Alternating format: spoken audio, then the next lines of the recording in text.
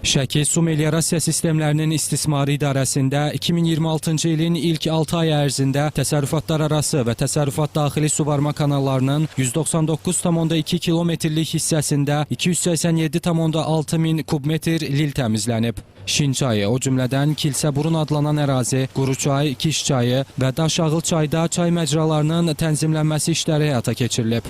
Əlican çayın Çay-Qaraqoyunlu kəndindən keçən hissəsində də məcra tənzimləmə işləri aparılıb. Qurcana çayının aşağı hissəsində layihə əsasında padratçı tərəfindən çəkilmiş kanalizasiya borusunun üzəri yağış suları nəticəsində dağılmış həmin hissə bərpa olunaraq möhkəmləndirilib. Bundan əlavə, Zəyzid çay ərazisində yerləşən su təchizatı mənbəyinin sıradan çıxması nəticəsində təxminən 1000 nəfərə yaxın əhali içməli sudan məhrum olub. Yaranmış problemin operativ şəkildə aradan qaldırılması məqsədi ilə idarə tərəfindən əraziyə 2 ədəd texnika cəlb edilib və su təchizatının bərpası istiqamətində zəruri tədbirlər görülüb. Deməli, tədbirlər nəticəsində kanalda su ətrafa daşmamış, yəni ətrafda bildiyiniz kimi təsərrüfatlar yerləşir, o cümlədən yaşayış məntəqələri yerləşir.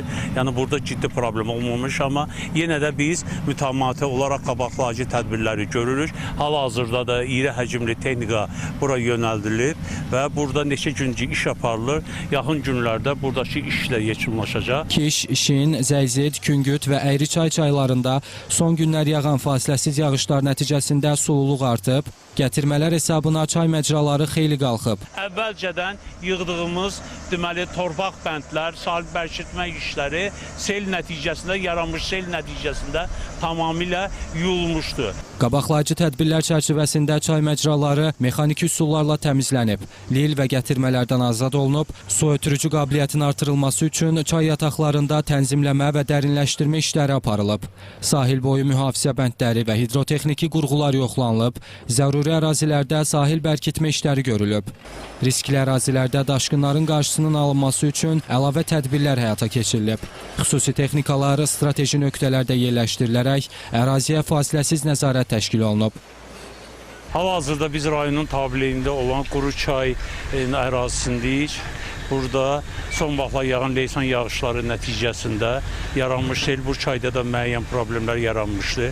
Göründüyü kimi, əvvəlcədən görülmüş təxirəsalınmaz tədbirlər nəticəsində əhalinin yaşadığı yaşayış məntəqələrinə və o cümlədən pay torpaqlarına selin gətirdiyi deməli, gətirmələr və su düşməmiş. Bu da bizim əvvəlcədən gördüyümüz tədbirlərin nəticəsidir. İdarədən bildirilib ki, həyata keçirilən meliorativ tədbirlər nəticəsində suvarma kanalları lildən təmizlənir, suyun maneəsiz axını və su itkisinin minimuma endirilməsi təmin olunur. Fermerlər də görülən işlərin məhsuldarlığa müsbət təsir göstərdiyini bildirirlər. Su olmasa biz heç nə ya əkə bilmirik, ya biçə bilmirik.